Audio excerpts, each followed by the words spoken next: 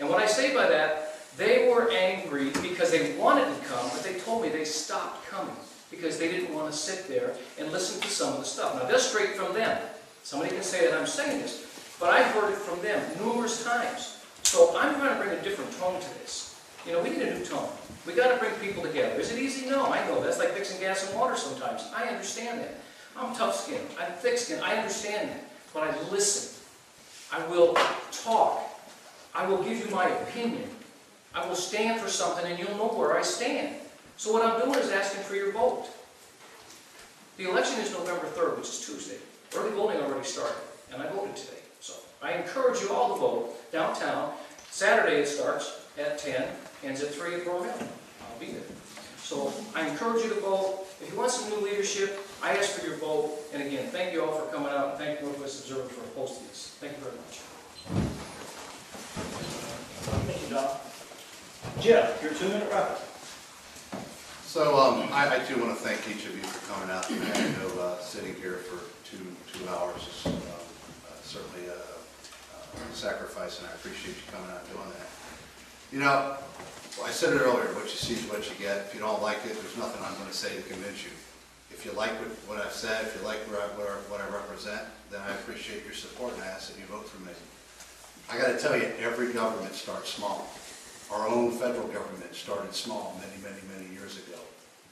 And if it isn't apparent, government's too big. I don't want to see that happen in Summerfield. They all start small, and they just increment up over time. We can control that here, guys. It may be totally out of control at the federal level, and it's certainly out of control at the state level, but it's not out of control at the local level. So if that resonates with you, vote for me. If it doesn't, well, like I said, there's nothing I'm going to say to convince you otherwise. Thank you. Thank you, Jeff. John, your 2-minute wrap-up. Well, there's been a lot of talk about ball fields tonight. And yes, I supported the ball fields and I voted on to let's go ahead and complete phase 2. And I don't vote on something of this big issue without first getting out and researching it. I got out, I talked to the people.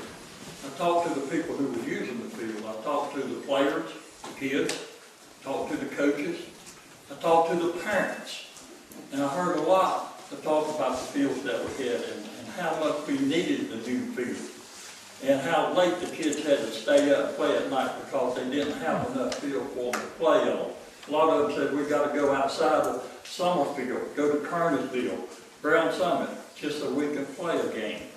So I base my opinion before I make a vote on what the need is. And I get out and talk to the people. And I don't only listen, I hear what they're telling me. So that's what I will continue to do if you'll re-elect me, put me back in the office, which I hope you do. I'm for you. It's not my town, it's the citizens of Summerfield. And we need to not only listen to them, we need to hear what they're telling us. And I do hear. Thank you. Thank you, John. Becky? I'm going to close with excerpts from Theodore Roosevelt's Citizenship in a Republic, the man in the arena speech at the Sorbonne, Paris, France, April 23, 1910. It is not the critic who counts, nor the man who points how the strong man stumbled, or where the doer of deeds could have done them better. The credit belongs to the man who is actually in the arena, whose face is marred by dust and sweat and blood, who strives valiantly, who errs, who comes up short sometime because there is no effort without error and shortcoming, but who actually does strive to do the deeds, who knows the great enthusiasm, the great devotions, and spends himself in a worthy cause, who at best knows the triumph of high achievement, and who at worst, if he fails, at least fails while daring greatly, so that his place shall never be with those cold and timid souls who know neither victory nor defeat. I have passionately known both victory and defeat as your representative for the last 4 years. But regardless of what happens on November the 3rd, I pride myself on unwavering devotion to all the citizens of Summerfield as your woman in the arena. Thank you for allowing me to serve you. Thank you, Becky. Rich, your 2-minute wrap-up. let me touch on my vision, because in my intro I didn't quite get an opportunity to say it. Some things that I see as an obstacle to a vision for Summerfield is the division right now that we see, whether it be in campaign signs, especially in the last election where there was a definite divide in the community. That we really need to work, and the council members really need to work to close that divide. This is one town. This is not like one group against another. It shouldn't be a competition. It should be a community coming together to work for themselves and a common good. I would like to see some effort put towards, there's been a lot of property throughout the growth of Summerfield by these developers set aside or kind of gifted to the community for whatever. Wilson Farm has a piece, Armfields and Henson Forest. Incorporating that into a nice trail network throughout the community would be a very nice touch, especially right now since we are a veteran community. Having an opportunity for the kids to experience nature. It is startling the excitement that kids have when they go outside and experience things for the first time. My wife and I, every year, she's a biology teacher, we take her 9th and 10th graders to a 4-H camp. And it amazes me that these kids from High Point have never even seen a frog. They don't know what walking through a trail, they get dirt, they're like dirty, they're like paranoid that something bad's going to happen. We need to get that out of our kids' mentality. It's a fear that we kind of fostered that we kind of need to work to remove. I would also like to see, and I'm probably not going to get a chance to say it. I mean, Summerfield's growing right now, and it needs some help.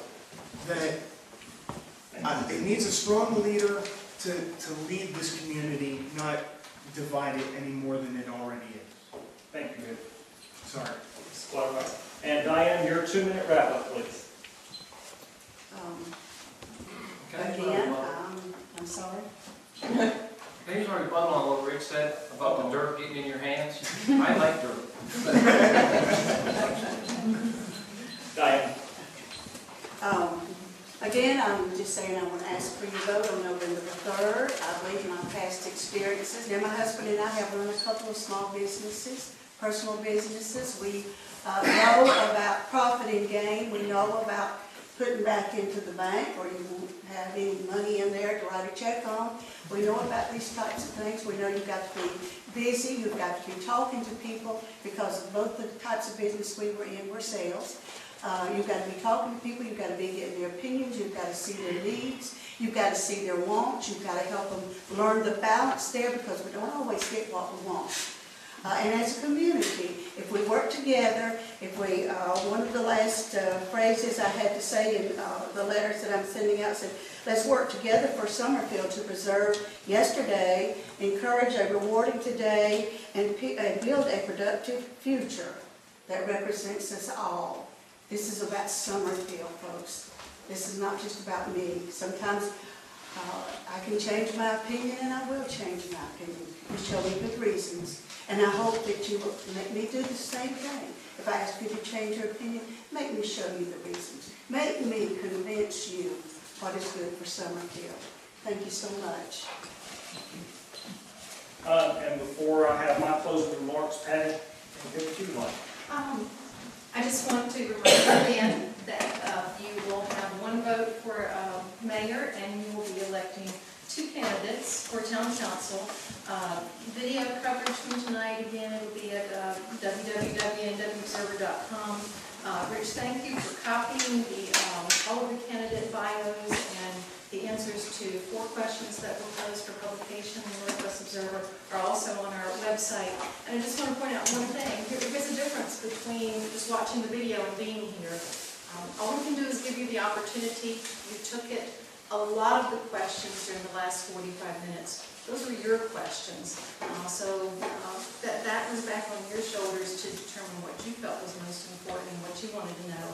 Thank you again for being here and for your questions. And I really do thank each of the candidates